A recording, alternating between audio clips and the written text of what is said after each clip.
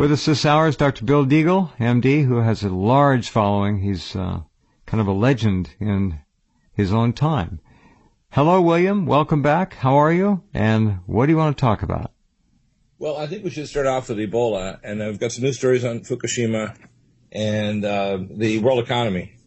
All right. I think the Ebola, I sent an article to you last week. I kept the cards close to my chest without making outlandish claims or fanning the flames of hysteria, which are easy to fan. Oh, yeah. And in that article, I tried to go over some specific things, and maybe it's worthwhile to kind of review some of those 12 points, because that article's it says Ebola threats and solutions. Yeah. And I cut and pasted a few pictures. People may not agree with all the little pictures that are there, but the main point is Ebola, number one, that I want to deal with the most important point. Ebola, number one, was discovered in 1976. Its incubation period went from 4 to 7 days up to 21 or plus. We know the virus has been proven by various studies, which we can quote if we need to. Yeah, that's Zaire. That's the Zaire strain, the first one. Right. Yeah, the current strain, whatever its genetics, and it's been probably upgraded at that lab in Sierra Leone that's now closed. Right. Is probably also has been proven as of a couple of years ago that Ebola is airborne, and that bloody mucus from coughing and sneezing and vomiting. Come on, it's just like tuberculosis, same thing. Right. Yeah, I mean, basically the West African area where Ebola came from is also the center point in the world for TB. So when we establish those couple of facts, plus we have 160,000 hazmat suits that only are used for airborne pathogens, sent by the U.S. government. That was the giveaway, Bill. Excuse me, I didn't mean to interrupt you. The first time I saw a doctor in attendance of a Western infected subject, full moon suit. Come on. Right, moon suit, yeah. So, whenever I hear people try to argue, what you have to say is, and I do this all the time because sometimes I try to aggravate my audience because people say things because they make a statement, but they don't have an opinion. An opinion, the Latin word for opine, means you have a basis of scientific logic or experiential. Well, it's a thought process. That rises above the idea of just making a bland statement without supporting facts. Yep. Yeah. Now, what we have here, Ebola, I call it the Red Death, rather than the Black Death. And the reason is that this particular virus. Oh, it's bloody. If you look at it mathematically, it has the characteristics. It could be a nation slayer. It could be we call a major global threat. And my guess is in the next 6 months it'll be declared a pandemic. Won't just be a local epidemic.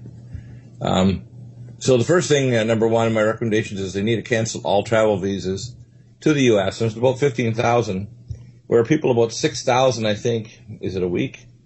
Or a month, are traveling back and forth to these countries, these countries. Sure.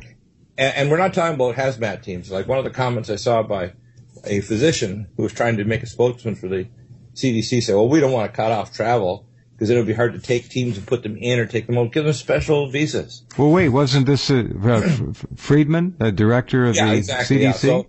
Right. And so when I hear those comments, I'm thinking, does he think we're all like kindergartners? We have no intelligence? This is ridiculous.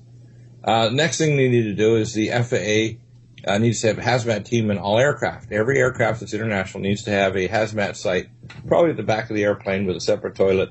They need to have a nurse that can swab and draw blood, and they need to have some, we call air captains that are armed. So if people want to resist, they won't be resisting long because they'll be tasered about back and zip tied until we can put them in a hazmat area where they won't go and cough or spew or vomit. There really ought to be a place on every airplane where they can actually put somebody behind plastic. And 58% of Americans want all flights from West Africa stopped now. So Americans, they're not completely brain dead, I get. Exactly. The average IQ gap between the public and the officials or the so-called, whether it's university officials or so-called experts or governments, around 30 points. So you have to consider that compared to the average public, the people that are ruling us are marginal.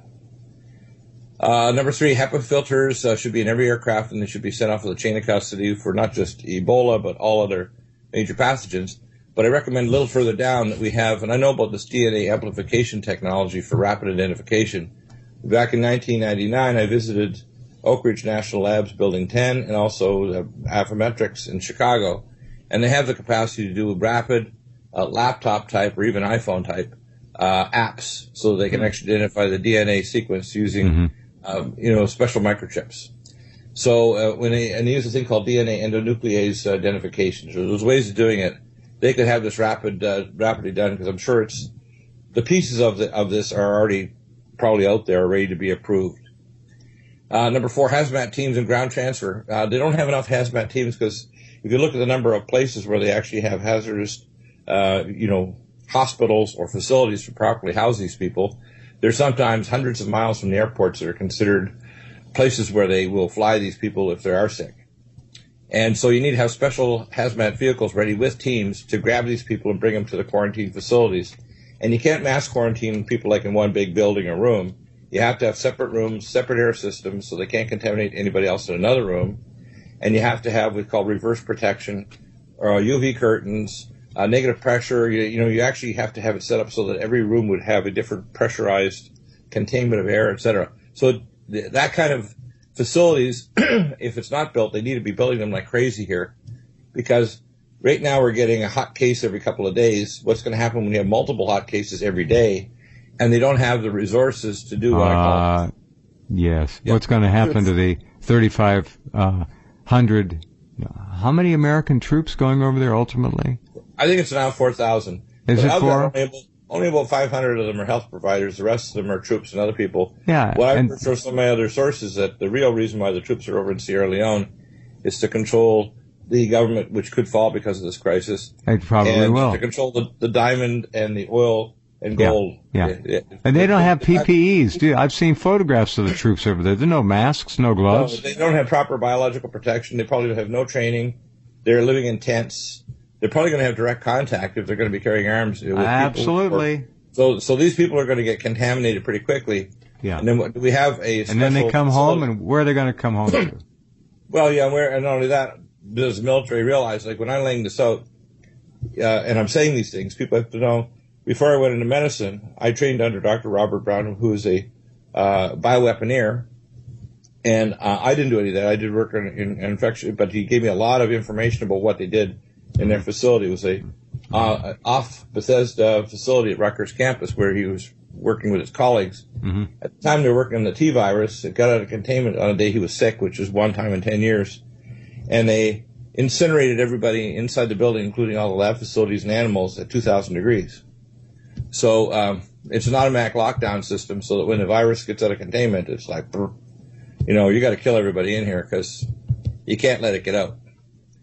And people don't understand what's going on, not only here, but at the biopreparat facility in the Soviet Union, which was then passed through, once the fall of the Soviet Union, to Iran and Syria. So the issues in the Middle East don't just involve dealing with ISIS and so on. They involve the very high probability of biological weapons release, and I tie it also to Ebola, because ISIS has actually been recruiting to infect people with Ebola and send them over as biological terrorist bombs, where they literally will blow themselves up, and their biological materials, blood, and body tissues will actually be used to contaminate and act as a weapon against people.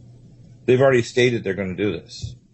Well, the American public will stampede like you've never seen it before. Oh, yeah, like wildebeest, right?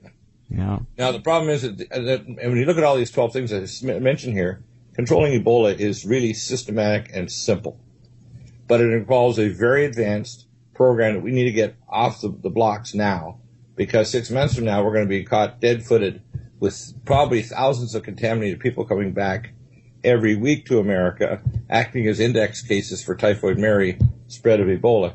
Yeah. Once Ebola gets out of the box, we're going to have it embedded not just in people, but in cattle, well, in dogs, cats, and also carrion birds. Okay, let's just sum it up with one word. It becomes what? Endemic to our whole country. Just like H5N1, which people think is all gone away. No. Just because it's not in the news. Multiple reservoirs. Yeah, H5N1 now is in every continent except Antarctica. And all it needs is a few more genes for the receptor binding domain, and H5N1 will come back like a storm. Yeah. So if they think it's gone, they're just delusional. They just don't understand the science. Point number 7, I've put the cards close to my chest on this, because there's a lot of, regulatory rage over this idea that somehow with hygiene or good diet or even good practices like, for example, UV curtains, reverse protection, etc., you can protect yourself. Mm-hmm. It takes 3 to 4 virus particles of Ebola attached to your cells of your body, your airway, your mouth, your eyes, to infect you. Okay, now hold on.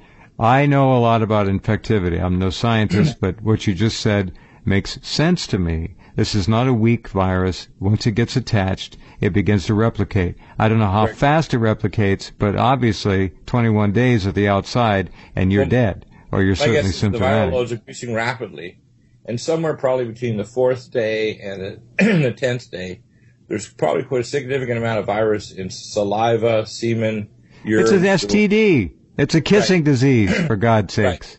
Right. So in other words, this virus is probably spreading, and if you get what's called an inoculum, which is a sufficient number of organisms by whatever bodily fluid, including sex, right, you could spread this virus to another person, and you're not sick yet. Correct. And the reason why you don't get sick is because you only get sick when you reach what's called the viral threshold for cytokine release and for the complement activation of it. And that varies in every person, everybody, right? Varies in everybody, but it also varies in what they're taking. For example, if you're taking a lot of vitamin C, antioxidants, if you're taking antipathogenics, including now, people who are on retroviral drugs like AIDS drugs, they're probably less likely to show up with symptoms early because it's going to actually knock out the virus. Well, there's one doctor over there in Liberia using AZT and the other retrovirals to try to treat, and I guess with some success to at least dampen it down. He might be delaying it or reducing it, because remember now, there still is a 29% survival too. So it means once you reach a certain level, if you knock the virus down, and this is another question which they don't answer or even try to answer, what happens if you take them down and low enough so they don't have a cytokine storm and they don't die, but they still see virus for a period of days, weeks, or months like typhoid Mary? We don't know.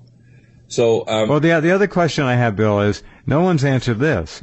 If you survive, if you're one of the 29 or 30% who allegedly survive this thing, what kind of long-term neurological impacts does it have on your body? What has it done to your major organs?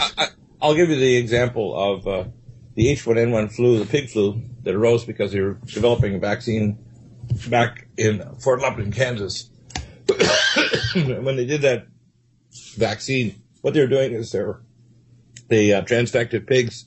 Mm-hmm. Get a drink of water. It's all right. Go ahead. Get a drink. They infected pigs that got infected with human flu. Mm-hmm. And they created a recombinant.